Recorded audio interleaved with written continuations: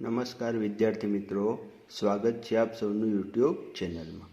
આની અગાઉના વિડીયોમાં આપણે ધોરણ 10ની અંદર પ્રકરણ નંબર 2 બહુપદીઓ, પ્રકરણ નંબર 3 દ્વિચલ સુરેખ સમીકરણ યુગ્મ અને પ્રકરણ નંબર 5 સમાંતર શ્રેણી એ ત્રણેય પ્રકરણનો આપણે અભ્યાસ કરી ચૂક્યા છીએ।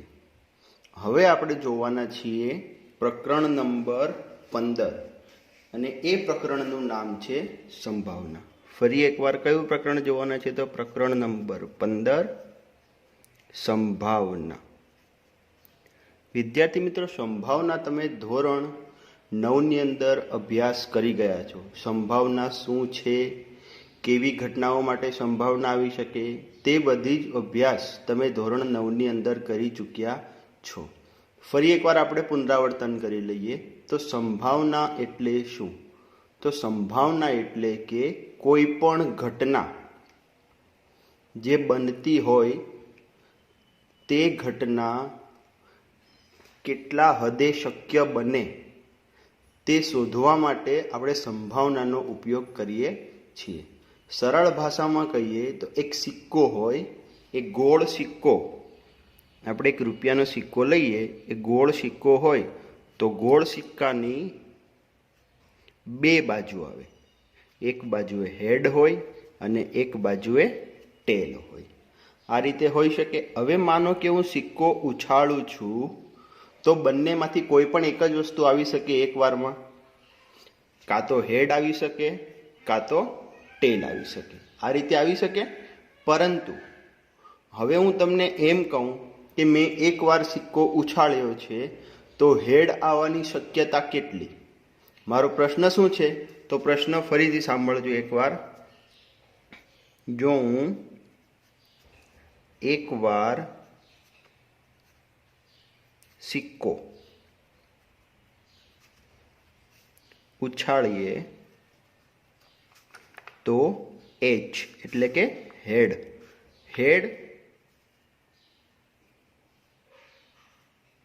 આવવાની શક્યતા। જો ધ્યાન રાખજો, અહીંયા શક્યતા પૂછ્યું છે, સંભાવના નથી પૂછ્યું ખાસ। તો એકવાર સિક્કો આપણે ઉછાળીએ તો હેડ કેટલી વાર આવી શકે? તો આપણે સરળતાથી કહી શકીએ કે હા ભાઈ, હેડ તો એક જ વાર આવી શકે, કારણ કે સિક્કો આપણે કેટલી વાર ઉછાળવાનો છે? તો સિક્કો આપણે એક જ વાર ઉછાળવાનો છે।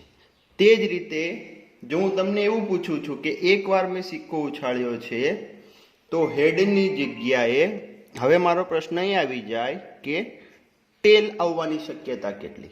તો હવે આપણે શું પૂછ્યું છે? તો એક જ વાર સિક્કો ઉછાળીએ તો ટેલ આવવાની શક્યતા કેટલી? તો એ પણ શું આવે?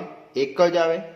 હવે આની જો સંભાવના શોધવી હોય તો સંભાવનાનું સૂત્ર કયું? તે બધા વિશે આપણે આ પ્રકરણની અંદર અભ્યાસ કરવાના છીએ।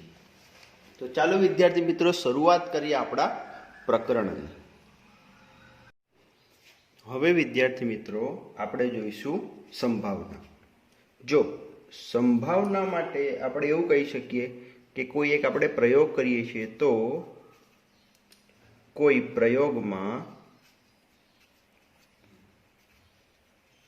એક ઘટના આપણે પસંદ કરી લઈએ કે એક કોઈ ઘટના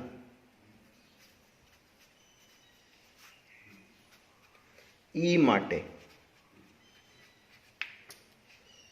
તે ઘટનાની એટલે કે તેની સંભાવના, તેનું સૂત્ર શું બનશે? તો એનું સૂત્ર એ રીતે બનશે કે તે ઘટનાની સંભાવના P ઓફ E બરાબર જે આપણી ઘટના છે તે ઘટના E ઉદ્ભવે તેવા પ્રયત્નોની સંખ્યા। કોની સંખ્યા વિદ્યાર્થી મિત્રો? તો ખાસ ધ્યાન રાખજો કે આપણી ઘટના ઈ ઉદ્ભવે છે તેવા પ્રયત્નોની સંખ્યા લેવાની છે અને એના છેદમાં પ્રયત્નોની કુલ સંખ્યા। હવે આ ઘટના ઈ ઉદ્ભવે તેવા પ્રયત્નોની સંખ્યા, એટલે કે આપણે પ્રયોગની અંદર જે શક્યતા માટે શોધવાની છે સંભાવના તે, અને પ્રયત્નોની કુલ સંખ્યા એટલે કે એની અંદર કુલ કેટલી વાર આપણે પ્રયત્નો કરવા પડશે અથવા તો કેટલી વાર તેનો પ્રયોગ થશે તે આપણે જોવાનું છે. વિદ્યાર્થી મિત્રો, સંભાવના ભણતા પહેલા તમારે ખાસ સમજવાની એ જરૂર છે કે સંભાવનાનું મૂલ્ય શું હોઈ શકે, સંભાવનાના મૂલ્ય વિશે આપણે શું કહી શકીએ તે આપણે જોવાનું છે. તો સૌ પ્રથમ ખાસ આપણે ધ્યાન એ રાખવાનું છે કે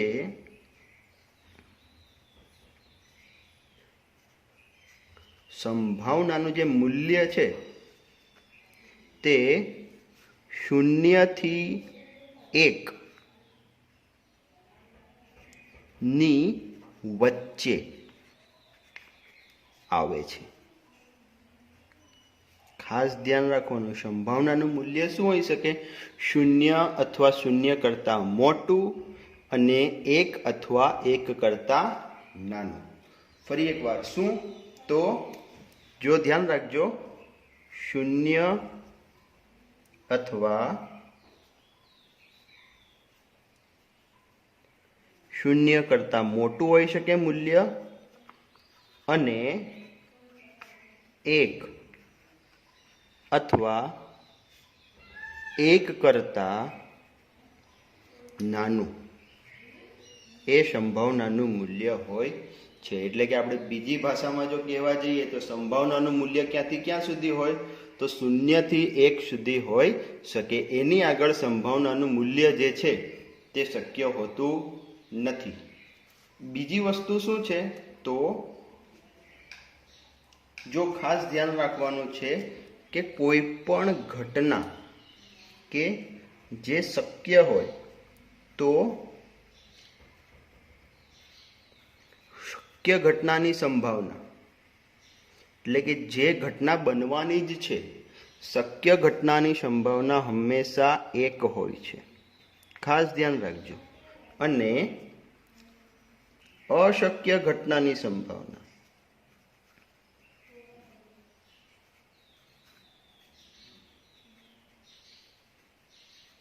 એ હંમેશા 0 હોય છે. ખાસ ધ્યાન રાખવા જેવી વાત છે કે શક્ય ઘટના હોય તેની સંભાવના હંમેશા 1 હોય અને અશક્ય ઘટનાની સંભાવના હંમેશા 0 હોય. ફરી એકવાર, શક્ય ઘટનાની સંભાવના કેટલી? તો 1. અશક્ય ઘટનાની સંભાવના કેટલી? તો 0. હવે શક્ય ઘટના કોને કહેવાય અને અશક્ય ઘટના કોને કહેવાય? તો તેના આપણે એક એક ઉદાહરણ લઈએ. તો શક્ય ઘટના કોને કહીશું આપણે? તો શક્ય ઘટના એટલે કે આપણે એવું કહીએ કે સૂર્ય છે એ પૂર્વમાંથી ઉગે.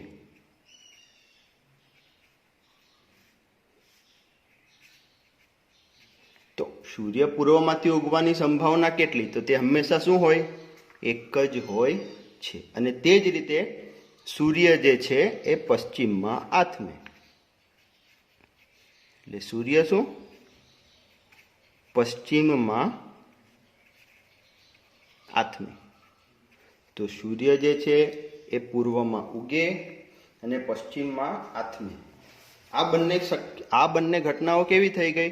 તો આ બંને ઘટનાઓ સનાતન સત્ય છે. એટલે કે આની સંભાવના હંમેશા શું હોય? 1 જ હોઈ શકે. આનાથી વિશેષ બીજા ઉદાહરણ જોઈએ. જો હું તમને એવું કહું કે સૂર્યભાઈ પશ્ચિમમાંથી ઉગે છે તેની સંભાવના કેટલી? તો તમે તરત જ કહી દેશો કે ભાઈ સૂર્ય તો પશ્ચિમમાં ઉગતો જ નથી. તો આ ઘટના કેવી થઈ? અશક્ય ઘટના થઈ. તો અશક્ય ઘટનાની સંભાવના કેટલી થઈ જાય? 0 થઈ જાય. એટલે તમને એવું પૂછવામાં આવે કે ભાઈ સૂર્ય જે છે એ પશ્ચિમમાંથી ઉગવાની સંભાવના ખાલી જગ્યા હોય તો ખાલી જગ્યામાં શું આવશે? 0 આવશે. અને જો એવું પૂછે કે સૂર્ય પૂર્વમાંથી ઉગે છે તો એની સંભાવના કેટલી આવશે? 1 આવશે. હવે જોઈશું વિદ્યાર્થી મિત્રો આપણે ઉદાહરણ નંબર 1. ઉદાહરણ નંબર 1 એવું છે કે સિક્કાને એકવાર ઉછાળતા હેડ એટલે આપણે શું કહીએ આપણી ભાષામાં? તો એને આપણે છાપ કહીએ છીએ. છાપ આવવાની સંભાવના શોધો. અને ફરી બીજું શું કીધું છે? ટેલ. ટેલ એટલે કે કાંટો. તો શોધવાનું શું છે? તો સિક્કાને આપણે એકવાર ઉછાળવાનો છે, અને જો એકવાર ઉછાળવામાં આવે છે તો એનામાં હેડ આવવાની સંભાવના શોધવાની છે, અને ટેલ એટલે કે કાંટો આવવાની સંભાવના શોધવાની છે. હવે વિદ્યાર્થી મિત્રો, અહીંયા આપણે ખાસ એ સમજવાનું છે કે કોઈ સિક્કાને હું એકવાર ઉછાળું છું તો મને કુલ એની શક્યતા કેટલી મળશે? તો એક સિક્કો છે, સિક્કાને એકવાર ઉછાળતા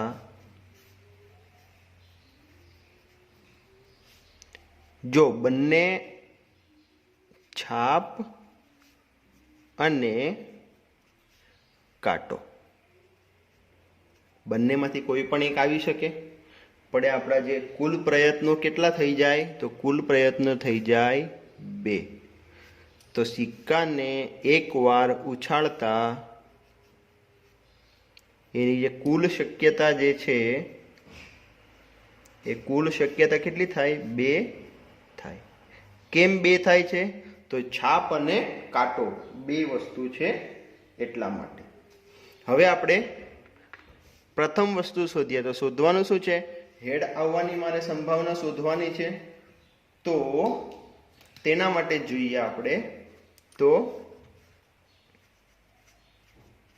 હેડ એટલે કે H, બીજું કહીએ તો આપણે છાપ. તો આના માટે જો સિક્કાને હું એકવાર ઉછાળું છું તો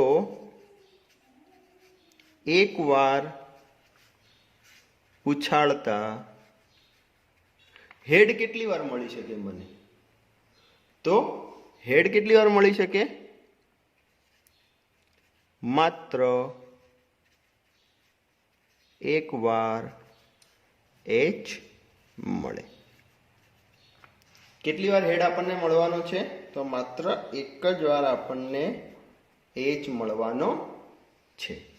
તો હવે આની સંભાવના માટે જોઈ લઈએ. તો P ઓફ E એટલે કે આપણી ઘટના. સૂત્ર શું હતું? ફરી એકવાર યાદ કરી લઈએ. તો ઘટના E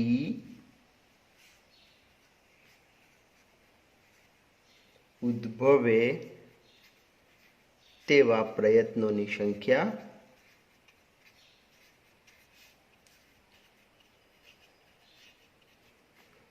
ભાગ્યા આપણે બીજું એવું કહી શકીએ આની અંદર કે કુલ શક્યતા. આ શબ્દ પણ આપણે આની અંદર વાપરી શકીએ છીએ. એટલે કે તે પ્રયોગ માટે કુલ કેટલી શક્યતાઓ મળે તે પણ આપણે આની અંદર લઈ શકીએ છીએ. જો હવે ખાસ ધ્યાન રાખવાનું છે કે P ઓફ E એટલે કે ઘટના E ઉદ્ભવે તેવા પ્રયત્નોની સંખ્યા ભાગ્યા કુલ શક્યતા. જો હવે આપણી ઘટના શું છે? તો આપણી ઘટના એવી છે કે એકવાર સિક્કાને ઉછાળવાનો છે અને માત્ર H મળે તેના માટેની આપણે સંભાવના શોધવાની છે. તો આપણી ઘટના કઈ થઈ ગઈ? E.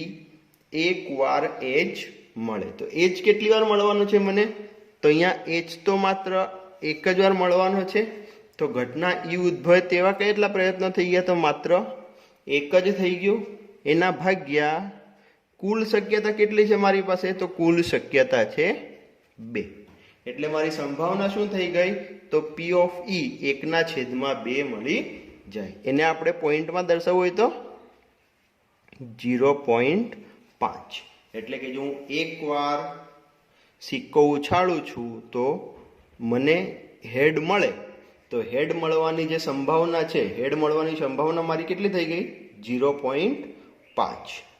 તે જ રીતે હવે જો કાંટા માટે શોધવું હોય એટલે કે ટેલ માટે, તો જો હું ટેલ માટે શોધું છું, જો આપણે આ હેડ માટે શોધ્યું છે, હવે શોધવાનું છે ટેલ માટે. ટેલ એટલે કે T.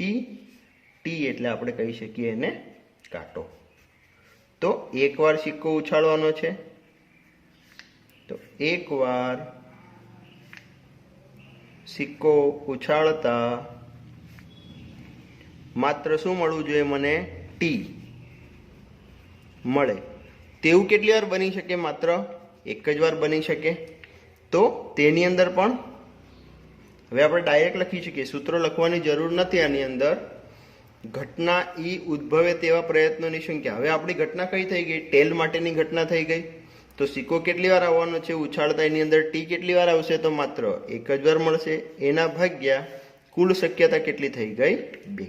તો આ રીતે વિદ્યાર્થી મિત્રો તમે આ ઉદાહરણ ગણી શકો છો. ફરી એકવાર સિક્કાને આપણે એકવાર ઉછાળવાનો છે. એકવાર સિક્કાને ઉછાળતા હેડ આવવાની સંભાવના અને ટેલ આવવાની સંભાવના આપણે શોધવાની છે. તો સિક્કાને હું એકવાર ઉછાળું છું તો મને 2 શક્યતાઓ મળે. ખાસ કઈ કઈ? છાપ અને કાંટો. આ બંનેમાંથી કોઈ પણ મને મળી શકે છે, પરંતુ મારી કુલ શક્યતા કેટલી થઈ? તો 2 માંથી કોઈ એક આવી શકે. એટલે કુલ શક્યતા થઈ ગઈ મારી 2. હવે હેડ માટે શોધવાનું છે. તો હેડ એટલે કે H એટલે છાપ. એટલે કે એકવાર જો સિક્કો ઉછાળું છું તો માત્ર એક જ વાર હેડ મળે. તો આવું કેટલી વાર બને? એક જ વાર બની શકે. તે જ રીતે P of E માટે પછી સૂત્ર મૂકી દે કે ઘટના E ઉદ્ભવે તેવા પ્રયત્નોની સંખ્યા ભાગ્યા કુલ શક્યતા. તો ઘટના E ઉદ્ભવે તેવા પ્રયત્નો કેટલા? તો માત્ર એક જ, એટલે કે 1/2. એને આપણે કહીએ તો 0.5 કહી શકીએ છીએ. તે જ રીતે ટેલ એટલે કે ટી એટલે કાંટો. તો એકવાર સિક્કો ઉછાળવાનો છે તો માત્ર ટી મળે. તો એ કેટલી વાર મળી શકે? એક જ વાર મળી શકે. તો એની સંભાવના શું થઈ જાય? P of E 1/2 એની સંભાવના થઈ જશે. હવે વિદ્યાર્થી મિત્રો આપણે જોઈશું ઉદાહરણ નંબર 2.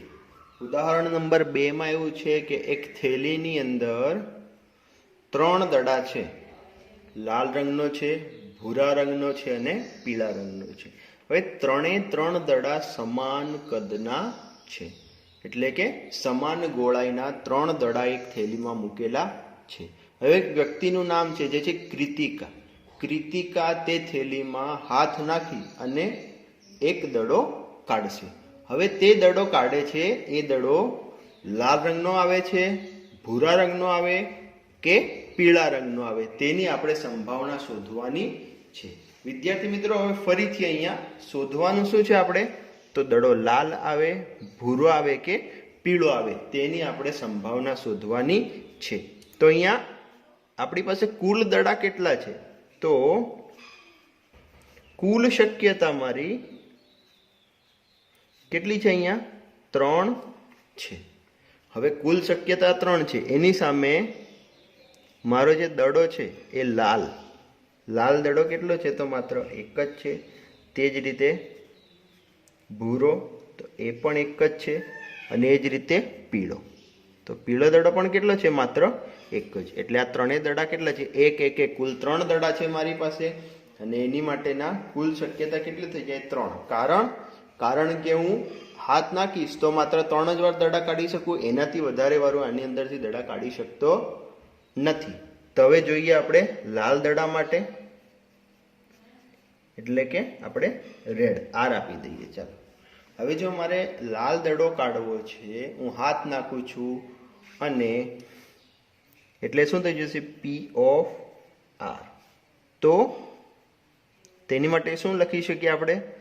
તો લાલ દડો આવે તેની શક્યતા ભાગ્યા કુલ શક્યતા. તો હું હાથ નાખીને કાઢીશ. 3 દડા છે, એક લાલ છે, એક ભૂરો છે ને એક પીળો છે. તો તમે સરળતાથી સમજી શકો છો કે મારે 3 જ દડા છે અને હાથ નાખીને મારે લાલ દડો કાઢવો છે. તો લાલ દડો કેટલી વાર નીકળશે? માત્ર એક જ વાર નીકળશે. તો લાલ દડો આવે તેની શક્યતા કેટલી? 1. અને કુલ શક્યતા કેટલી? તો કુલ શક્યતા થઈ જાય મારી પાસે 3. કારણ કે 3 દડા છે એટલે. તો એનો મતલબ શું થઈ ગયો કે થેલીમાં 3 દડા છે અને એમાંથી જો મારે દડો કાઢું ને લાલ રંગનો દડો આવે તો તેની સંભાવના કેટલી થઈ જાય? 1/3. તે જ રીતે ભૂરો એટલે કે બ્લુ, તો પી ઓફ બી. તો એના માટે શું લખી શકીએ આપણે હવે? લાલની જગ્યાએ ભૂરો દડો આવે તેની શક્યતા ભાગ્યા કુલ શક્યતા. આ રીતે લખી શકીએ. તો એના માટે પણ સેમ, ભૂરો દડો કેટલી વાર આવી શકે? તો માત્ર એક જ વાર આવી શકે. અને કુલ શક્યતા કેટલી? 3. તે જ રીતે ભૂરો થઈ ગયો, હવે પીળો. તો પીળો દડો માટે આપણે Y, yellow, P of Y. તો એના માટે પણ સેમ, પીળો દડો આવે તેવી શક્યતા ભાગ્યા કુલ શક્યતા. તો પીળો દડો કેટલી વાર આવી શકે? એક જ વાર, કારણ કે એક જ દડો છે. તો 1 અને ભાગ્યા કુલ શક્યતા કેટલી? 3. તો વિદ્યાર્થી મિત્રો, ઉદાહરણ 2 તમે આ રીતે ગણી શકો છો. ફરી એકવાર જોઈ લઈએ. થેલીમાં 3 દડા છે. એક લાલ રંગનો છે, એક ભૂરા રંગનો છે અને એક પીળા રંગનો છે. આ 3 કેવા છે? ફરી સમાન કદના છે. હવે થેલીમાં જોયા વગર હાથ નાખવાનો છે અને એક દડો કાઢવાનો છે. તે દડો લાલ હોય, ભૂરો હોય કે પીળો હોય તેની સંભાવના મારે શોધવાની છે. તો આપણે લાલ માટે જોઈએ છીએ કે જો લાલ દડો હશે તેની સંભાવના મારે શોધવી હોય તો શું થશે? લાલ દડો આવે તેવી શક્યતા ભાગ્યા કુલ શક્યતા. તો લાલ દડો કેટલી વાર નીકળી શકે? માત્ર એક જ વાર નીકળી શકે. અને કુલ શક્યતા કેટલી છે મારી પાસે? 3, કારણ કે 3 દડા છે. એટલે લાલ દડો આવે તેની શક્યતા કેટલી? 1/, કુલ શક્યતા કેટલી? 3. તો લાલ દડા માટેની સંભાવના કેટલી થઈ જાય? 1/3. તે જ રીતે ભૂરા દડા માટે એટલે કે બ્લુ, તો પી ઓફ બી. તો અહીંયા શું થઈ જશે? માત્ર તમારે શું લખવું પડશે? ભૂરો દડો આવે તેવી શક્યતા ભાગ્યા કુલ શક્યતા. એટલે શું થઈ જશે? હવે અહીંયા પણ ભૂરો દડો પણ એક જ વાર આવે એટલે 1/3. તે જ રીતે પીળા માટે એટલે કે યલો માટે, તો યલો માટે શું લખવું પડશે? અહીંયા પીળો દડો આવે તેવી શક્યતા ભાગ્યા કુલ શક્યતા. એટલે એના માટે પણ થઈ જશે 1/3. તો આ રીતે વિદ્યાર્થી મિત્રો ઉદાહરણ નંબર 2 તમે ગણી શકો છો. હવે જોઈશું વિદ્યાર્થી મિત્રો આપણે ઉદાહરણ નંબર 3. ઉદાહરણ નંબર 3 માં એવું છે કે એક પાસો ફેંકવાનો છે. પાસાથી તમે બધા જ પરિચિત છો. પાસા પર કેટલા અંક હોય? 1 થી 6 અંક હોય છે. એ પાસો ફેંકવામાં આવે છે અને પાસાના ઉપરના પૃષ્ઠ પર 4 કરતા મોટી સંખ્યા મેળવવાની સંભાવના કેટલી છે તે આપણે શોધવાનું છે.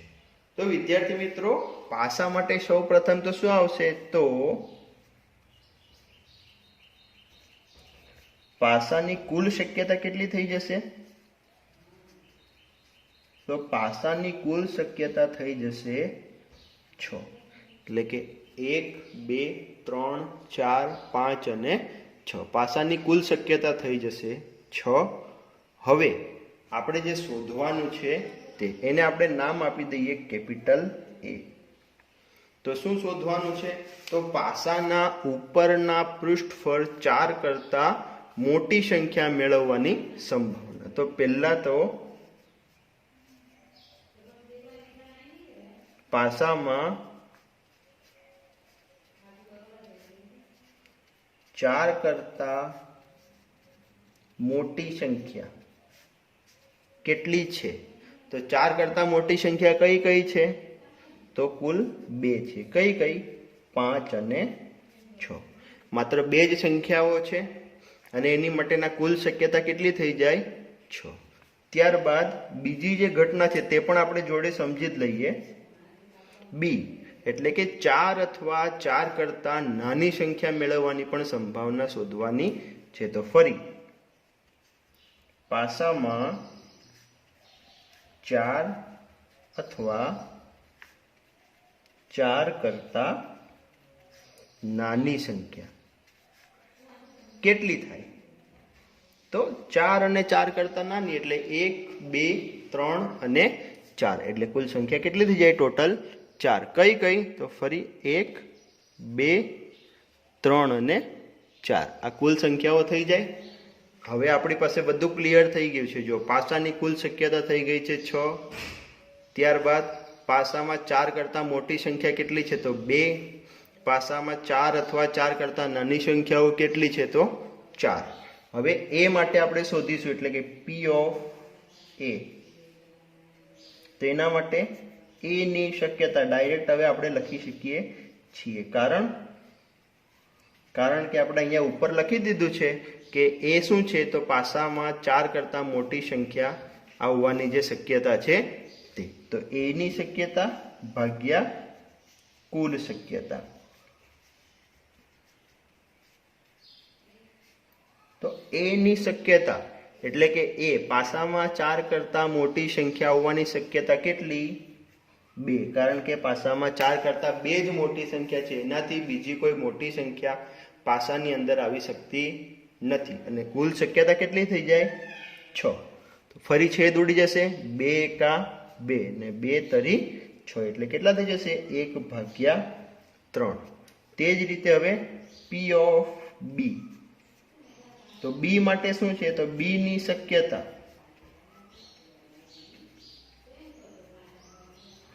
ભાગ્યા કુલ શક્યતા. જો B શું છે, તો પાસામાં 4 અથવા 4 કરતાં નાની સંખ્યા આવે તે. પાસામાં 4 અને 4 કરતાં નાની સંખ્યા એવી કેટલી સંખ્યાઓ છે કુલ? માત્ર 4. 1, 2, 3 અને 4. તો B ની શક્યતા કેટલી થઈ જાય? 4 ભાગ્યા કુલ શક્યતા કેટલી છે? 6. તો ફરી અહીંયા છેદ ઉડી જશે, 2 દુ 4 અને 2 તરી 6 એટલે કેટલું મળી જશે? 2/3. એટલે હવે વિદ્યાર્થી મિત્રો તમે લખી શકો છો કે પાસાના ઉપરના પૃષ્ઠ પર કોઈ પાસો ઉછાળવામાં આવે છે અને ઉપરના પૃષ્ઠ પર 4 કરતાં મોટી સંખ્યા મેળવવાની સંભાવના કેટલી? તો તમે જવાબ લખી શકો છો. 4 કરતાં મોટી સંખ્યા મેળવવાની સંભાવના કેટલી? 1/3. અને 4 અથવા 4 કરતાં નાની સંખ્યા મેળવવાની સંભાવના કેટલી?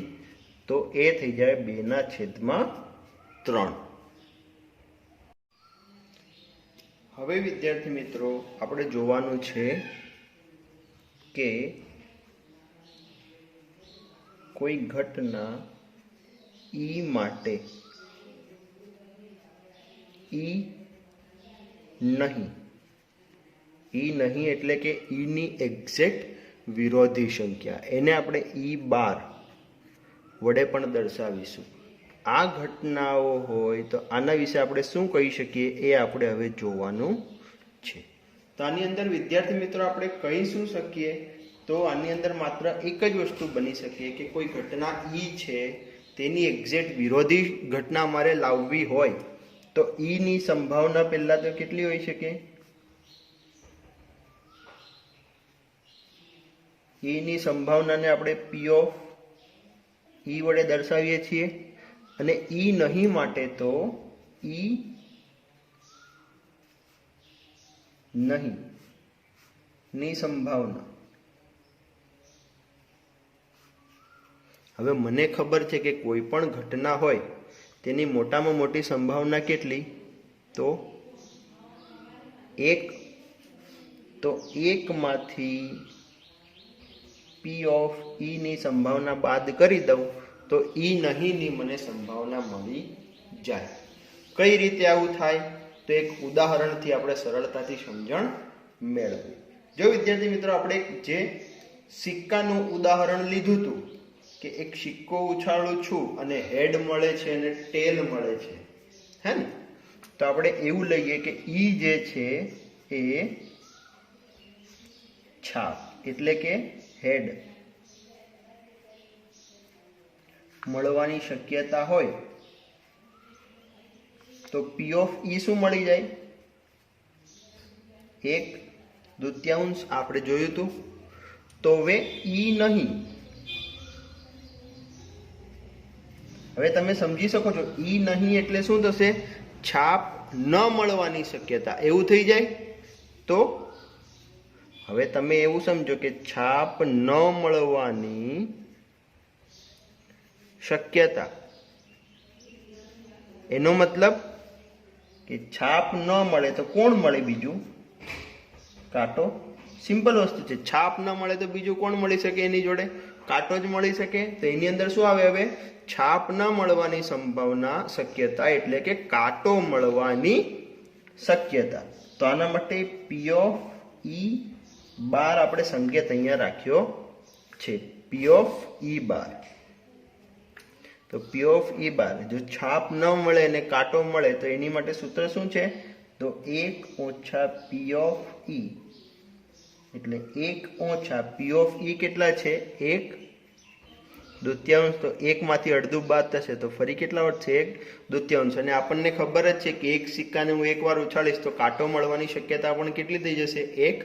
1/2. એટલે આના પરથી વિદ્યાર્થી મિત્રો આપણે આવું કહી શકીએ કે ઈ અને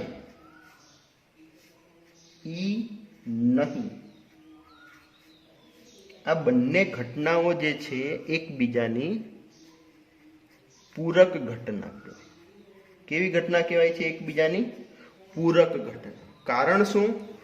ઈ નહીં એટલે આપણે એને ઈ બાર વડે, કારણ કે પી ઓફ ઈ વત્તા પી ઓફ ઈ બાર હંમેશા કેટલા મળશે? 1 મળશે. આ સૂત્ર તમારે ખાસ ધ્યાન રાખવાનું છે.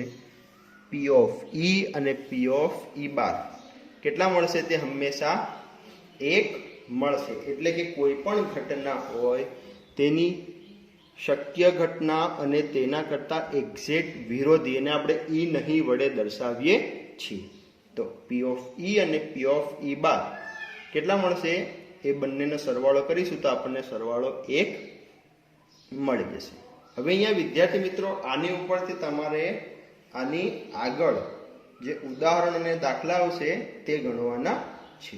એની અંદર શું આવશે? તો તમને કોઈ શક્યતા, કોઈ સંભાવના, કોઈ ઘટના આપેલી હશે અને એના માટે કીધું હશે કે એના કરતાં વિરોધી ઘટના શોધો, કાં તો અમુક વાર તો તમને વિકલ્પની અંદર ડાયરેક્ટ આપી દીધું હશે કે પી ઓફ ઈ બરાબર ખાલી જગ્યા, એટલે કે પી ઓફ ઈ બરાબર 0.4 છે તો પી ઓફ ઈ બાર બરાબર ખાલી જગ્યા. જો જોઈ લઈએ આપણે એકવાર કઈ રીતે. તો તમને આવું આપ્યું હશે કે પી ઓફ ઈ બરાબર 0.4 છે તો પી ઓફ ઈ બાર બરાબર ખાલી જગ્યા. તો શું મળે? પી ઓફ ઈ આપણને 0.4 આપેલા છે અને પી ઓફ ઈ બાર શોધવાનું છે. તો મને ખબર છે કે પી ઓફ ઈ વત્તા પી ઓફ ઈ બાર કરીશ તો મને 1 મળવાનો તો છે જ. અને પી ઓફ ઈ ની કિંમત કેટલી છે? 0.4 વત્તા પી ઓફ ઈ બાર કરીશું તો કેટલા? 1 થઈ જશે. 0.4 સામે જતા રહે તો પી ઓફ ઈ બાર શું થઈ જાય? 1 ઓછા 0.4 એટલે કેટલા મળી જાય? તો 0.6. એટલે પી ઓફ ઈ બાર કેટલો મળી ગયો આપણને? 0.6.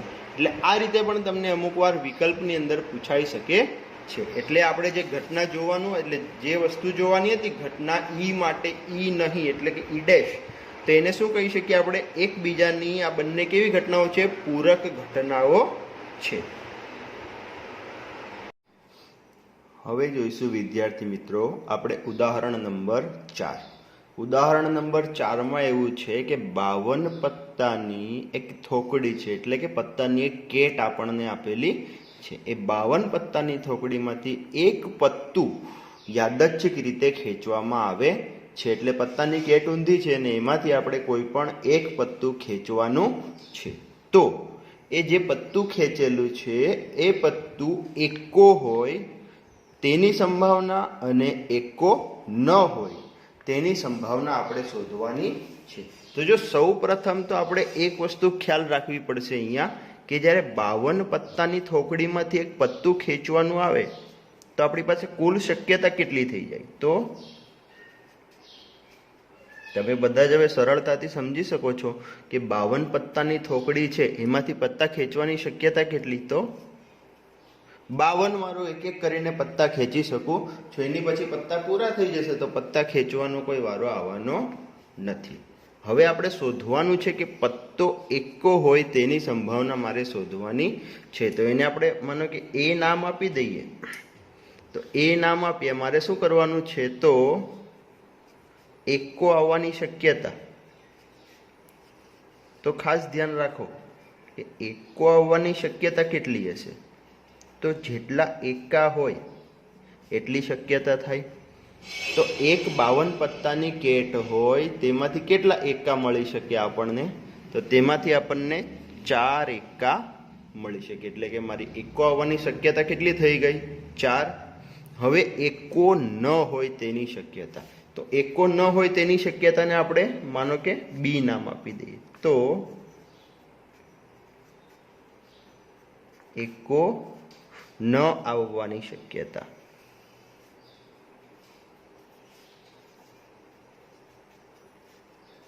હવે અહીંયા ખાસ ધ્યાન રાખજો, જો 52 પત્તાની એક કેટ છે, એમાં કુલ પત્તા કેટલા છે? 52. અને એમાંથી એકો મારે લાવવાનો નથી, એટલે કે એકા સિવાયનું કોઈ પણ પત્તું મારી પાસે ચાલશે. તો એકો ન આવવાની શક્યતા કેટલી? 52 - 4, એટલે કેટલા થઈ જશે? 48. હવે આપણે સીધું સંભાવના શોધી શકીએ. તો પહેલા એ માટે, એટલે કે કોના માટે? એકો આવવાની શક્યતા માટે. તે થઈ જાય પી ઓફ એ બરાબર એ ની શક્યતા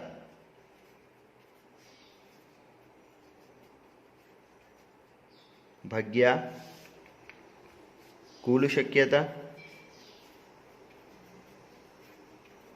તો એ ની શક્યતા એટલે કે એકો આવવાની શક્યતા કેટલી છે? તો એકો આવવાની શક્યતા છે માત્ર 4. ત્યારબાદ કુલ શક્યતા કેટલી છે? તો કુલ શક્યતા છે 52. અને છેદ ઉડાડી દો, 4 એકા 4 અને 13 ચોક 52, એટલે કે 1/13. એનો મતલબ એવો થયો કે તમે જ્યારે પત્તાની કેટ લો છો અને એ પત્તાની કેટમાંથી કોઈ પણ એક પત્તું યાદચ્છિક રીતે ખેંચો તો પત્તું એકો જ મળે તેની શક્યતા કેટલી થઈ જાય? એટલે તેની સંભાવના કેટલી થઈ જશે? 1/13. ત્યારબાદ બી માટે, એટલે કે પી ઓફ બી. તો બી ની શક્યતા ભાગ્યા કુલ શક્યતા. હવે તમે સમજી શકો છો, અહીંયા બી ની શક્યતા એટલે કે એકો ન આવવાની શક્યતા. તો એકો ન આવવાની શક્યતા કેટલી છે આપણી પાસે? 48 છે જ ઓલરેડી, ને એના છેદમાં 52. હવે કેટલા એ છેદ ઉડી જશે? તો જો 8 ને 4 12 અને 5 ને 2 7, એટલે 3 વડે તો છેદ ઉડે નહીં. ફરી 2 વડે આપણે છેદ ઉડાડી શકીએ, 2 વડે ઉડે. ત્યારબાદ આગળ બીજા કેટલા વડે છેદ ઉડી શકશે? તો 4 વડે ઉડી શકશે, એટલે કે 12 ચોક 48 અને 13 ચોક 52, એટલે કેટલા થઈ ગયા? 12/13. એટલે હવે તમે સરળતાથી આમાં સમજી શકો છો કે એક 52 પત્તાની કેટ છે, તેમાંથી મારે એક પત્તું યાદચ્છિક રીતે ખેંચવાનું છે, તેમાંથી એકો મળે તેની શક્યતા કેટલી? એટલે કે તેની સંભાવના કેટલી? તો 1/13. અને એકો ન મળે તેની સંભાવના કેટલી? તો 12/13. આ જ રીતે સેમ ટુ સેમ વિદ્યાર્થી મિત્રો કોઈ પણ પત્તું તમે લઈ શકો. ધારો કે દૂરી આવવાની શક્યતા કેટલી, કાં તો તીરી આવવાની શક્યતા કેટલી, કાં તો દસી આવવાની શક્યતા કેટલી. તો આ બધા જ માટે આપણને સેમ જ વસ્તુ મળશે. શું? તો આ એકો જે છે એ પણ 4 હોય, બાકીના બધા 4 જ હોય એની અંદર પત્તા. તો એ બધા માટે પત્તું આવવાની શક્યતા, એટલે કે દૂરી આવવાની શક્યતા, તીરી આવવાની શક્યતા, ચોગ્ગી આવવાની શક્યતા, પંજી આવવાની શક્યતા, છેક ગુલામ, રાણી અને બાદશાહ સુધી કોઈ પણ એક પત્તું આવવાની શક્યતા આપણે જોઈએ તો શું મળે? 1/13. અને પત્તું ન આવવાની શક્યતા તો 12/13. હવે જોઈશું વિદ્યાર્થી મિત્રો આપણે ઉદાહરણ નંબર 5. ઉદાહરણ નંબર 5 એવું છે કે 2 ખેલાડીઓ છે. હવે 2 ખેલાડીઓ, એક ખેલાડીનું નામ છે સંગીતા અને બીજા ખેલાડીનું નામ છે રેશમા. બંને ખેલાડીઓ શું રમે છે? તો બંને ખેલાડીઓ ટેનિસની મેચ એક રમે છે. હવે ટેનિસની મેચમાં એક સીધી વસ્તુ છે, એક ખેલાડી હારશે અને બીજો ખેલાડી જીતશે. તો આપણને સંખ્યામાં એવું આપેલું છે કે સંગીતા મેચ જીતે. શું આપેલું છે? જો ધ્યાનથી સાંભળજો. સંગીતા મેચ જીતે. તેની સંભાવના 0.62 આ આપણને આપેલી છે. તો આપણે શોધવાનું શું છે? તો રેસમાં મેચ જીતે તેની સંભાવના આપણે શોધવાની છે. હવે શું કરીશું? આપણે એવું માની લઈએ કે ઈ શું? તો સંગીતા મેચ જીતે તેની શક્યતા લઈ લઈએ. આપણે કોને લઈ લઈશું? ઈ ને. તો એની સામે આપણને તેની સંભાવના પી ઓફ ઈ, સંગીતાની જીતવાની સંભાવના કેટલી આપી દીધી છે? 0.62. આ આપણને ઓલરેડી અહીંયા આપી દીધેલી છે. કેટલી આપી દીધી છે? 0.62 આપણને ઓલરેડી આપી દીધી છે. તો હવે આપણે માત્ર શોધવાનું શું છે? તો આપણે શોધવાનું એવું છે કે રેસમાં મેચ જીતે તેની સંભાવના મારે શોધવાની છે. હવે વિદ્યાર્થી મિત્રો, તમે સમજી શકો છો, બે ખેલાડીઓ છે, સંગીતા અને રેસમાં, બંને મેચ રમે છે એકબીજા જોડે. હવે એકબીજા જોડે રમશે તો એક હારશે અને એક જીતશે. જ્યારે સંગીતા મેચ જીતે છે એનો મતલબ શું થઈ ગયો? કે રેસમાં મેચ હારતી હશે, અને જો રેસમાં જીતશે તો કોણ હારી જશે? સંગીતા હારી જશે. તો એનો મતલબ શું થઈ ગયો? કે ઈ બાર આવશે, અને ઈ બાર શું આવશે? તો રેસમાં મેચ જીતે તેની શક્યતા થઈ જાય. કારણ કે બંને જે છે એકબીજાની કેવી ઘટનાઓ છે? પૂરક ઘટનાઓ છે. એટલે કે પી ઓફ ઈ બાર મારે શોધવાનો છે. અને આપણને ખબર છે, આપણે અત્યારે જ જોયું કે પી ઓફ ઈ વત્તા પી ઓફ ઈ બાર એટલે કે એકબીજાની પૂરક ઘટના હોય તો તે બંનેની સંભાવનાનો સરવાળો કેટલો થઈ જશે? 1 થઈ જશે. એટલે કે પી ઓફ ઈની કિંમત આપણને આપેલી છે 0.62. એટલે કે સંગીતાની મેચ જીતવાની શક્યતા 0.62 મને આપેલી છે. અને પી ઓફ ઈ બાર હવે 0.62 સામે જતા રહેશે તો અહીંયાથી શું થઈ જશે? કે પી ઓફ ઈ બાર બરાબર 1 ઓછા 0.62. આ બાદબાકી તો સરળ છે. 1 એટલે શું થઈ જશે? 1.00 માઇનસ 0.62. આ શૂન્ય છે, શૂન્યનું શું થઈ જશે? દશક લેવી પડશે એટલે 10 થઈ જશે, ને 10 માંથી 2 જશે એટલે 8. આ શૂન્ય છે, શૂન્યના 10, અને અહીંયાથી આપણે એક લીધી હતી એટલે અહીંયા 10નું શું થઈ જશે? 9, અને 9 માંથી 6 જશે તો થઈ જશે 3. ત્યારબાદ 1નું તો 0, એટલે કે 1 માંથી 0.62 બાદ કર્યું તો શું મળ્યું આપણને? 0.38. આ શું મળ્યું આપણને? તો આ મળી ગયું છે કે રેસમાં મેચ જીતે તેની સંભાવના કેટલી થઈ જાય? 0.38. તો વિદ્યાર્થી મિત્રો, આ જ રીતે જે આપણે અત્યારે ડિસ્કસ કર્યું હતું કે બે શક્યતા હોય, એકબીજાની પૂરક ઘટના હોય, એકની સંભાવના આપેલી હોય અને બીજાની જો મારે શોધવાની હોય તો આ રીતે આપણે તે શોધી શકીએ છીએ. એટલે કે આપણને એ સમજણ પડવી જોઈએ કે બંને ઘટનાઓ જે છે તે એકબીજાની પૂરક છે કે નથી. તે સમજવા માટે તમારે શું ધ્યાનમાં રાખવું પડશે? તો જે ઘટના આપેલી છે કે જે પ્રયોગ આપેલો છે તે પ્રયોગની અંદર જે બે ઘટનાઓ વિશેની વાત થાય છે તે એકબીજાની પૂરક હોવી જોઈએ. જે રીતે આ ઉદાહરણની અંદર છે કે સંગીતા અને રેસમાં બંને મેચ રમે છે તો બંનેમાંથી કોઈ પણ એક જ મેચ જીતી શકશે. એક મેચ જીતશે તો બીજું મેચ શું થઈ જશે? હારી જશે. એ રીતે. બરાબર. હવે જોઈશું આપણે વિદ્યાર્થી મિત્રો ઉદાહરણ નંબર 6. ઉદાહરણ નંબર 6 માં એવું છે કે બે મિત્રો છે, બે મિત્રોના નામ આપેલા છે. એકનું નામ આપેલું છે સવિતા અને બીજા મિત્રનું નામ આપેલું છે હમીદા. હવે બંને મિત્રો છે તો તે બંને મિત્રોના જન્મદિવસ માટેની એટલે કે જન્મદિવસ માટેની વાત આ દાખલાની અંદર કરેલી છે અને બે સંભાવના આપેલી છે જે શોધવાની છે આપણે. પહેલી એવી છે કે બંનેના જન્મદિવસ જુદા જુદા હોય તેની સંભાવના શોધવાની છે. અને બીજું એવું છે કે બંનેના જન્મદિવસ એક જ દિવસે આવે.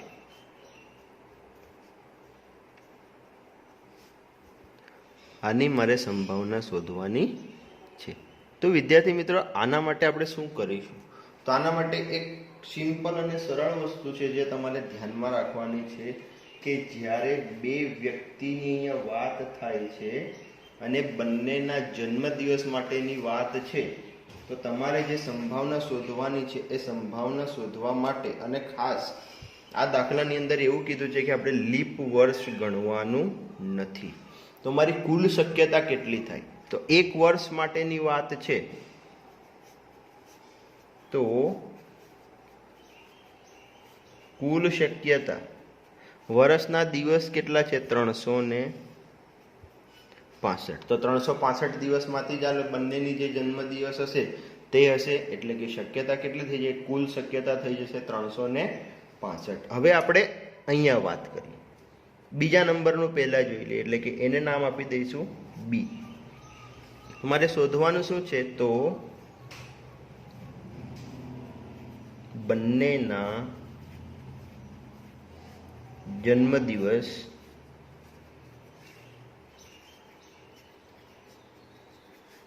એક જ દિવસે આવે.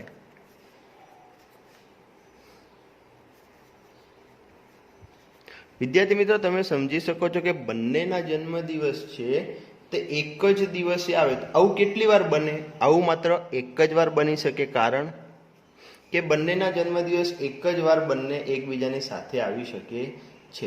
કારણ કે માનો કે એકની તારીખ 8 હોય અને બીજાની તારીખ પણ 8 હોય, તો 8 જુલાઈ અને 8 જુલાઈ આવી વસ્તુ તો વર્ષમાં એક જ વાર બની શકે છે. બીજી કોઈ પણ વાર આવી વસ્તુ બની શકતી નથી. એટલે કે બંનેના જન્મદિવસ એક જ દિવસે હોય એની શક્યતા કેટલી થઈ જાય? 1. તો હવે આપણે આની શું શોધી લઈશું? ડાયરેક્ટ સંભાવના શોધી લઈએ. તો પી ઓફ બી એટલે કે બી ની શક્યતા, તો બી ની શક્યતા કેટલી છે? 1. અને એના છેદમાં કુલ શક્યતા એટલે કેટલી થઈ જાય? 365. તો બંનેના જન્મદિવસ એક જ સાથે આવે તેની સંભાવના કેટલી થઈ ગઈ? 1/365. હવે આપણે એ શોધવાનું છે કે બંનેના જન્મદિવસ જુદા જુદા દિવસે આવે તેની સંભાવના મારે શોધવાની છે. તો તેના માટે આપણે કશું જ કરવાનું નથી. વિદ્યાર્થી મિત્રો, આપણે સમજી ગયા હોઈશું કે અહીંયાથી એક જ દિવસે આવે ને જુદા જુદા દિવસે આવે, તો બંને ઘટનાઓ કેવી થઈ ગઈ? એકબીજાની પૂરક ઘટનાઓ થઈ ગઈ. તો એ માટે એ આપણે કઈ શક્યતા લઈએ? તો બંનેના જન્મદિવસ જુદા જુદા હોય તેની શક્યતા આપણે લઈ લઈએ.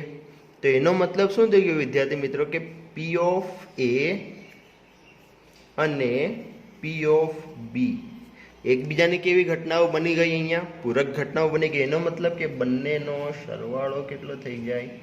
1 મળી જશે. હવે આના પરથી આપણે કિંમત મૂકી દઈએ. પી ઓફ એની કિંમત કેટલી છે જે મારે શોધવાની છે, વત્તા પી ઓફ બી છે 1/365 બરાબર 1. 1/365 સામે જતા રહેશે એટલે શું થઈ જશે? તો પી ઓફ એ બરાબર 1 - 1/365. લસા થઈ જશે અહીંયાથી. તો લસા થઈ જશે એટલે 365 એકા 365 અને અહીંયા આવી જશે 365 - 1/365. તો કેટલા મળી જશે અહીંયાથી? 364/365. એટલે કે બંનેના જન્મદિવસ જુદા જુદા હોય તેની સંભાવના કેટલી થઈ ગઈ? 364/365. અને બંનેના જન્મદિવસ એક જ દિવસે હોય તેની સંભાવના કેટલી થઈ ગઈ? 1/365.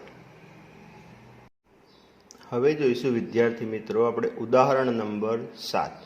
ઉદાહરણ નંબર 7માં એવું છે કે ધોરણ 10ની અંદર કુલ 40 વિદ્યાર્થીઓ છે, જેમાં 25 છોકરીઓ છે અને 15 છોકરાઓ છે. હવે એક વર્ગ છે જેની અંદર કુલ 40 વિદ્યાર્થીઓ છે, જેમાં 25 છોકરીઓ છે અને 15 છોકરાઓ છે. હવે આ ધોરણની અંદર એક પ્રતિનિધિની ચૂંટણી કરવાની છે. હવે પ્રતિનિધિની ચૂંટણી કરશે એટલે માનો કે કોઈ એક છોકરો અને એક છોકરી, બે જણા ઊભા હોય પ્રતિનિધિની ચૂંટણીની અંદર, બરાબર? અથવા તો સંયુક્ત રીતે બધાએ પોતપોતાની રીતે નામ લખવાના છે એક ચિઠ્ઠીની અંદર. એક છોકરાનું નામ લખવાનું અને કાં તો છોકરીનું નામ લખવાનું, આ રીતે નામ લખવાનું છે. અને જ્યારે કોઈ વ્યક્તિ એટલે કે એક શિક્ષક માની લો કે ચિઠ્ઠી ઉપાડે છે અને ચિઠ્ઠી ઉપાડ્યા બાદ ખોલે છે, એ ચિઠ્ઠી ખોલે એટલે ચિઠ્ઠીમાં છોકરીનું નામ છે કે છોકરાનું નામ છે તેની સંભાવના મારે શોધવાની છે. ખાસ ધ્યાન રાખજો. હવે શું કરવાનું છે? તો 40 વિદ્યાર્થીઓ છે, 25 છોકરીઓ છે અને 15 છોકરાઓ છે. તો આમાંથી ચિઠ્ઠી પર નામ લખવાના છે અને એ ચિઠ્ઠી ખોલે ત્યારે નામ છોકરીનું આવે છે કે છોકરાનું આવે છે તેની મારે સંભાવના શોધવાની છે. ચલો શરૂ કરીએ આપણે. હું માની લઉં કે એના પર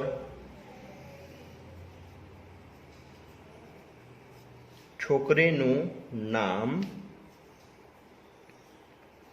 આવવાની શક્યતા. જો ખાસ ધ્યાન રાખો, છોકરીનું નામ આવવાની શક્યતા કેટલી? તો જેટલી છોકરીઓ હોય એટલા નામ આવી શકે. છોકરીઓ કુલ કેટલી છે? 25. તો છોકરીનું નામ આવવાની શક્યતા કેટલી? 25. અને બી લઈ લઈએ, છોકરાનું નામ આવવાની શક્યતા.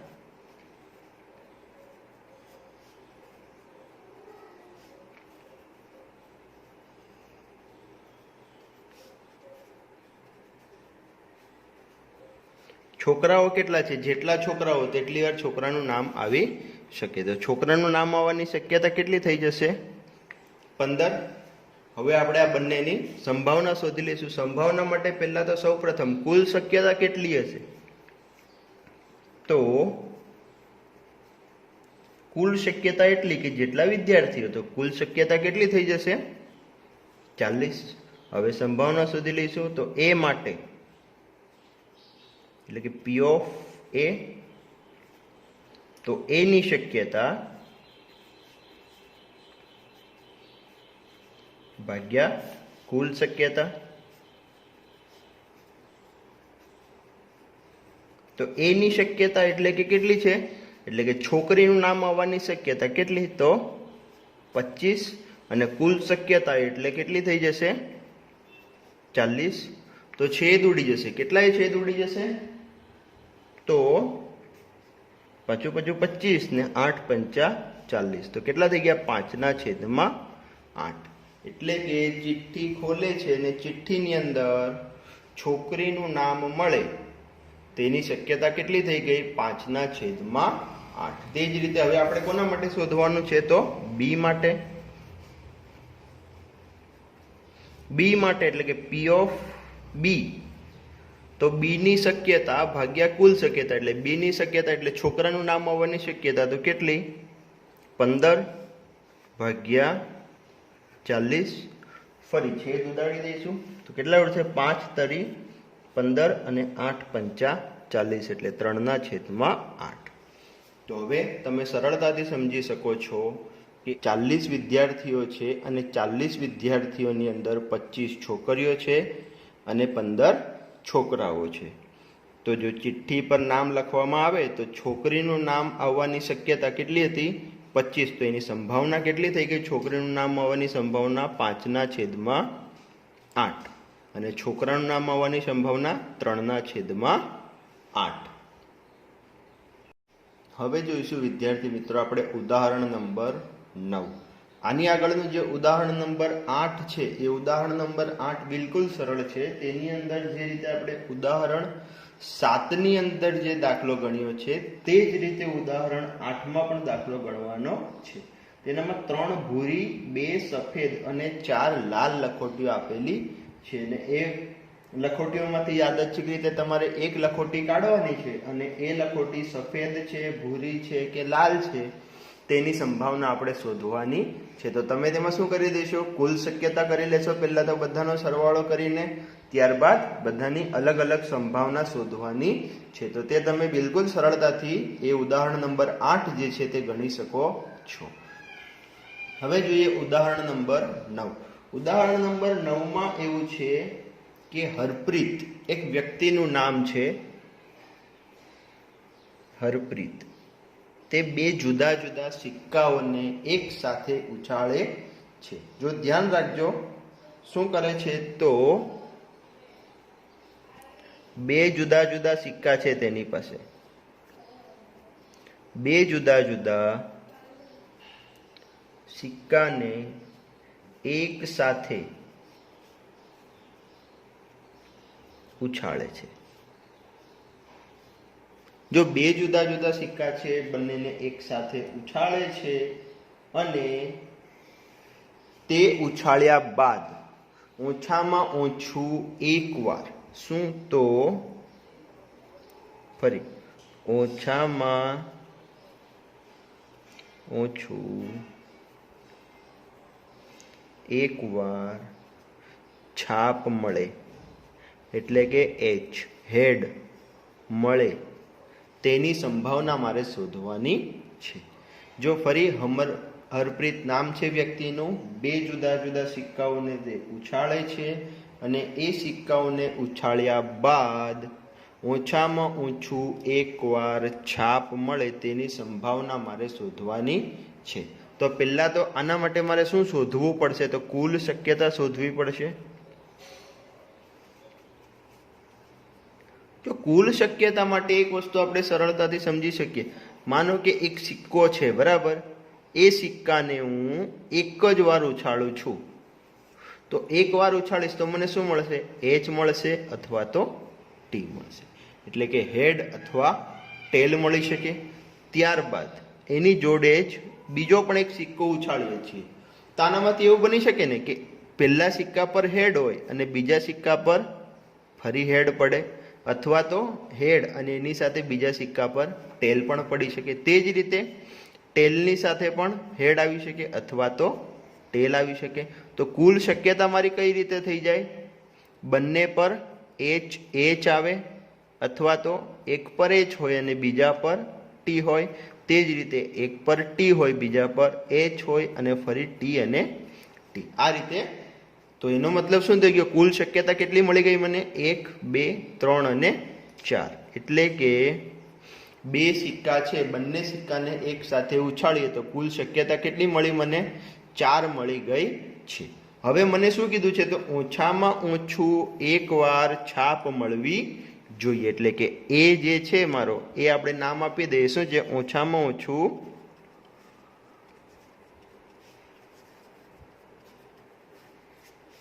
એકવાર શું મળવું જોઈએ? છાપ મળે. જો વિદ્યાર્થી મિત્રો ઓછામાં ઓછું કીધું છે એટલે એક કરતા વધારે વાર મળે છાપ તો ચાલશે, પરંતુ એક કરતા ઓછી વાર છાપ મળવી જોઈએ નહીં. તો આપણી પાસે 4 શક્યતાઓ, 4 શક્યતાઓમાંથી આપણે સમજી શકીએ છીએ કે ઓછામાં ઓછું એકવાર છાપ કયા કયા મળે છે?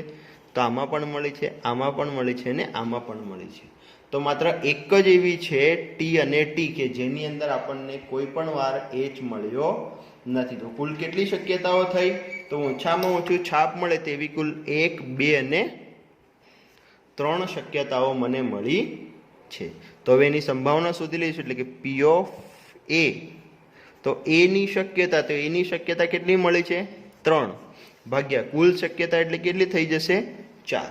તો હવે તમે સમજી શકો છો કે 2 જુદા જુદા સિક્કા છે, બંને સિક્કાને હું એક સાથે ઉછાળીશ તો મને પહેલા તો કુલ શક્યતા કેટલી મળશે? આ રીતે આપણે સમજી લઈએ. ફરી એકવાર સમજી લઈએ. હું એક સિક્કો ઉછાળું તેના પર એચ મળી શકે અથવા તો ટી મળી શકે. એની જોડે બીજો સિક્કો જ્યારે ઉછાળીશ ત્યારે પહેલા સિક્કા પર હેડ હોય અને બીજા સિક્કા પર પણ હેડ હોઈ શકે, અથવા તો પહેલા સિક્કા પર હેડ હોય અને બીજા સિક્કા પર ટેલ, એટલે કે એચ એચ અને એચ ટી થઈ જાય. ફરી જ્યારે પહેલા સિક્કા પર ટી આવે ત્યારે ફરી ટી એચ અને ટી ટી. આ રીતે કુલ કેટલી 4 શક્યતાઓ થઈ જાય. ત્યારબાદ ઓછામાં ઓછું એક વાર છાપ મળે તો એક કરતાં વધારે વાર છાપ મળે તો ચાલે, પરંતુ એક કરતાં ઓછું એટલે કે 0 છાપ હોય એટલે કે ટી અને ટી, આ વસ્તુ આપણે ગણવાની નથી. તો મને કુલ કેટલી શક્યતાઓ મળે? તેની 3. તો તેની સંભાવના માટે શું લખી શકીએ આપણે? P of A બરાબર 3/4, એટલે કે 3 એટલે શું થઈ જાય? તો A ની શક્યતા એટલે કે ઓછામાં ઓછું એક વાર છાપ મળે તેની શક્યતા ભાગ્યા કુલ શક્યતા એટલે કે 4. હવે જોઈશું આપણે વિદ્યાર્થી મિત્રો ઉદાહરણ નંબર 12. ઉદાહરણ નંબર 12માં એવું છે કે એક પુઠ્ઠાની પેટીમાં કુલ 100 ખમીસ મારી પાસે છે. ખમીસ એટલે કે શર્ટ, 100 શર્ટ છે. તેમાંથી 88 શર્ટ એવા છે કે જે ક્ષતિરહિત છે. ક્ષતિરહિત એટલે કે 88 શર્ટ એવા છે કે જેની અંદર કોઈ પણ ખામી નથી. હવે તો એનો મતલબ શું થઈ ગયો? ખામીવાળા કુલ કેટલા થયા? 100 માંથી 88 બાદ કરી દો એટલે કે 12 એવા થયા કે જેની અંદર ખામી છે. હવે 12માં પણ શું છે? તો તેમાંથી 8 એવા છે કે જેની અંદર નાની ખામી છે અને 4 એવા છે કે જેની અંદર મોટી ખામીઓ છે. હવે 2 વેપારી છે, એકનું નામ છે જીમી અને એકનું નામ છે સુજાતા. હવે જીમી એવો વેપારી છે કે જે ક્ષતિરહિત શર્ટ જ તેમાંથી ખરીદશે, એટલે કે તે વ્યક્તિ જે છે એ 100 માંથી માત્ર કેટલા શર્ટ ખરીદશે? 88 શર્ટ જ ખરીદવાનો છે. અને સુજાતા જે છે તે માત્ર મોટી ખામીવાળા શર્ટને નકારી દે છે, એટલે કે તેને નાની ખામીવાળા જે શર્ટ છે તે સ્વીકાર્ય કરી લે છે. એટલે કે મોટી ખામીવાળા કેટલા થઈ ગયા? તો 4 છે. તો 100 માંથી 4 બાદ કરી દો એટલે કેટલા થઈ જશે? 96. તો સુજાતા કેટલા શર્ટ સ્વીકારી લેશે? 96 શર્ટ સ્વીકારી લે છે. અને જીમી જે છે એ ક્ષતિરહિત એટલે કે 88 શર્ટ સ્વીકારે છે. તો આપણે સંભાવના એવી રીતે શોધવાની છે, તેની અંદર પ્રશ્નો આપેલા છે કે જીમીને સ્વીકાર્ય હોય તેવી સંભાવના શોધો અને સુજાતાને સ્વીકાર્ય હોય તેની સંભાવના શોધો. તો આપણે નામ આપી દઈએ એ કે જીમીને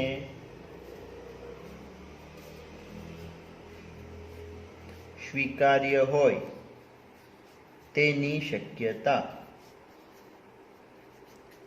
તો તમે સમજી શકો છો ને, આપણે જોયું કે જીમી જે છે તે ક્ષતિરહિત જ સ્વીકારે છે. તો તે કેટલા શર્ટ સ્વીકારશે? માત્ર 88 શર્ટનો સ્વીકાર કરશે. ત્યારબાદ બીજો જ વ્યક્તિ જે છે સુજાતા, તો સુજાતાને સ્વીકાર્ય હોય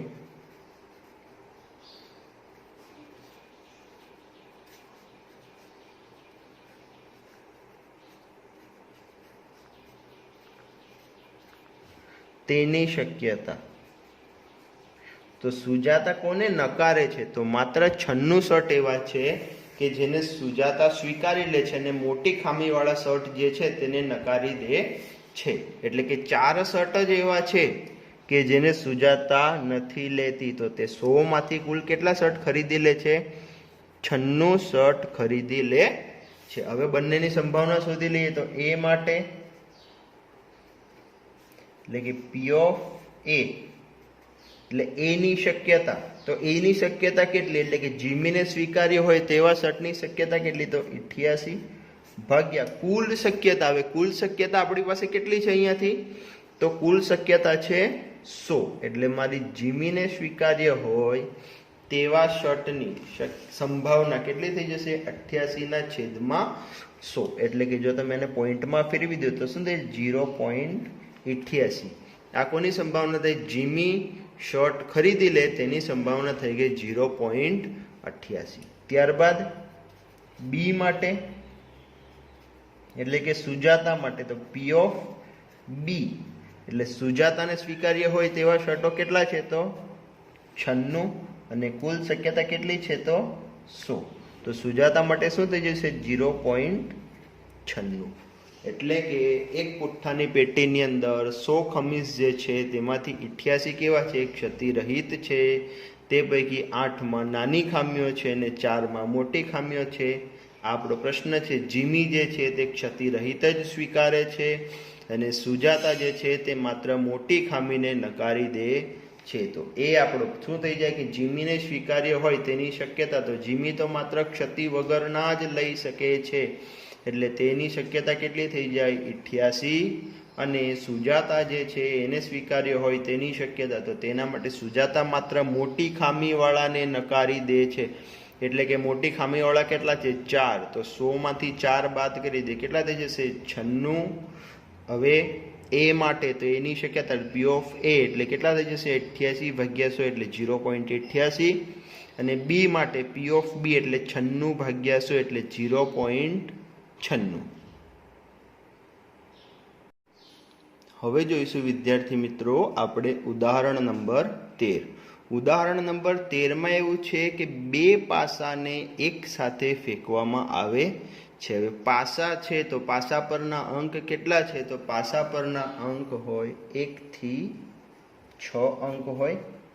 હવે એ પાસાને ફેંકવામાં આવે છે તો તે બંને પાસાની ઉપરની સપાટી પર મળતા અંકોનો જો વિદ્યાર્થી મિત્રો સરવાળો, એટલે કે બે પાસા ઉપર જેટલા અંક મળે તે બંનેનો સરવાળો કરવાનો છે. કઈ રીતે તો માનો કે એક પાસો છે તેના ઉપર 2 અંક મળ્યો છે અને બીજી પાસો છે તેના ઉપર 5 અંક મળ્યો છે, તો તેનો સરવાળો કેટલો થઈ જાય 7. આ રીતે મારે અંકોનો સરવાળો કરવાનો છે. અને અંકોનો સરવાળો 8 હોય, તે અંકોનો સરવાળો 13 હોય અને 12 અથવા 12 કરતાં નાનો હોય તેની સંભાવના મારે શોધવાની છે. જો ફરી બંને પાસાની વાત છે.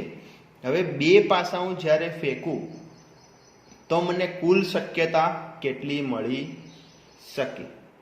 તો જો ખાસ તમારે ધ્યાન રાખવાનું છે જ્યારે બે પાસા હોય કુલ શક્યતા,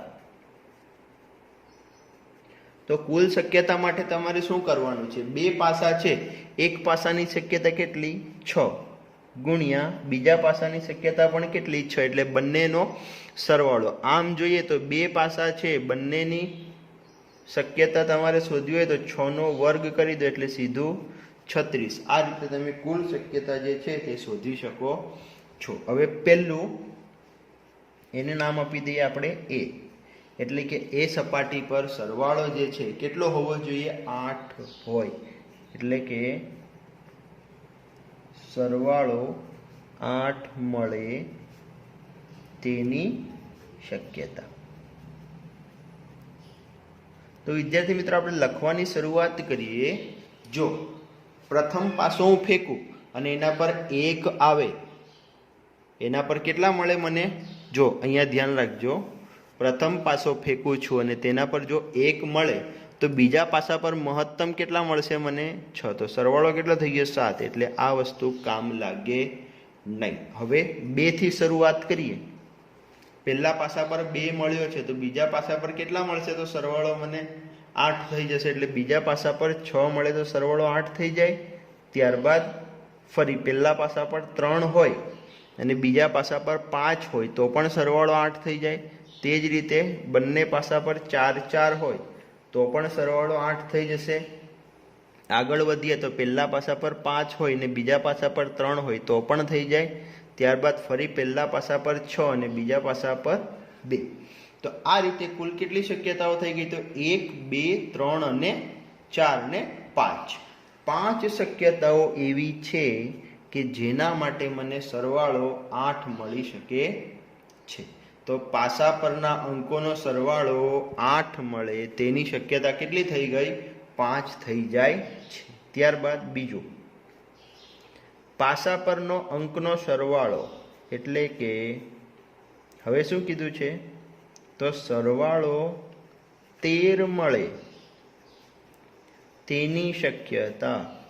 હવે વિદ્યાર્થી મિત્રો પાસા પર તો મહત્તમ બંને પર 6 જ આવી શકે, તો સરવાળો 12 જ થઈ શકે, એનાથી વિશેષ સરવાળો થઈ શકે નહીં. સરવાળો કેટલો મળી શકે? માત્ર ને માત્ર મહત્તમ 12 મળી શકે છે, તેનાથી ઉપર સરવાળો 13 મળી શકતો નથી. તો પાસા પરના અંકોનો સરવાળો 13 મળે તેની શક્યતા કેટલી થઈ જશે? 0. ત્યારબાદ ત્રીજું જે છે સી, એટલે કે સરવાળો કેટલો? તો સરવાળો 12 અથવા 12 કરતા નાનો મળે. તો સરવાળો 12 અથવા 12 કરતા નાનો મળે તો બધા જ જે શક્યતાઓ છે તે બધાનો સરવાળો 12 અથવા 12 કરતા નાનો જ મળવાનો છે. મહત્તમ જે છે 6 અને 6, પછી એનો 12. ત્યારબાદ કોઈ પણ શક્યતા લઈ લો તમે, દરેકે દરેક જગ્યાએ, એટલે કે પાસા પર 2 5 છે તો 7 મળ્યું હતું.